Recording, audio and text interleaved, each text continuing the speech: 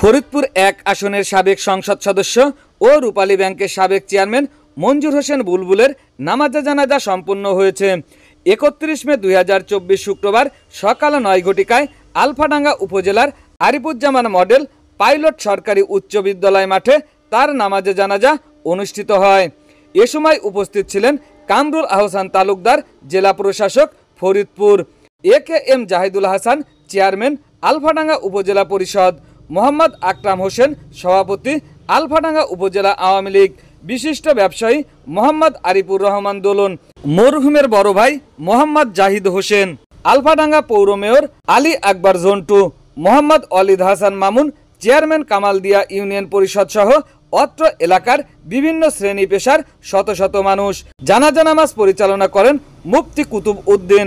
জানাজা নামাজ শেষে তাকে বনানী কবর স্থানে দাফন সম্পন্ন করা হয়েছে। মৃত্যুকালে তিনি স্ত্রী, ২ মেয়ে সহ অসংখ্য গুণগ্রাহী রেখে গেছেন।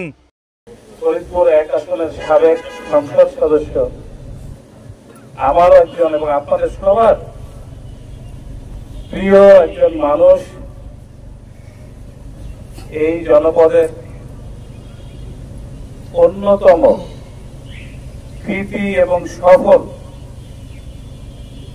সন্তান জনাব মঞ্জুর হোসেন বুলবুল, উনি ইন্তেকাল করেছেন।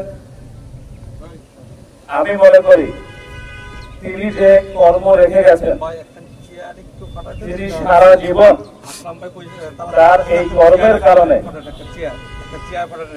আমাদের মাঝে বেঁচে থাকবেন।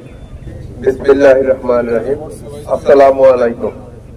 সাবেক সংসদ সদস্য, সাবেক সিনিয়র সচিব মঞ্জুর স্যারের জানাজা উপলক্ষে উপস্থিত ধর্মপ্রাণ মুসল্লিগণ, সবাইকে আজকের এই জানাজায় উপস্থিত হওয়ার জন্য জেলা প্রশাসনের পক্ষ থেকে আন্তরিক কৃতজ্ঞতা জানাই। মঞ্জুর স্যার একজন অসাধারণ ব্যক্তি ছিলেন, শতভাগ সৎ এবং নিষ্ঠাবান একজন মানুষ ছিলেন, সিভিল সার্ভিসের একজন অনুকরণীয় ব্যক্তিত্ব ছিলেন, একজন মডেল ছিলেন। আমরা যারা তার জুনিয়র সহকর্মী, আমরা সহ সিভিল সার্ভিসের বিপুল সংখ্যক কর্মকর্তা স্যারকে অনুসরণ করে পথ চলত। স্যার সংসদ সদস্য হিসাবে যতদিন দায়িত্ব পালন করেছে, স্যার যতগুলা প্রজেক্ট নিয়েছে, কোন প্রজেক্টে ন্যূনতম কোন দুর্নীতি হয়নি এবং প্রত্যেকটি পর্যায়ের প্রজেক্ট শতভাগ সত্যতার সাথে বাস্তবায়িত হয়েছে।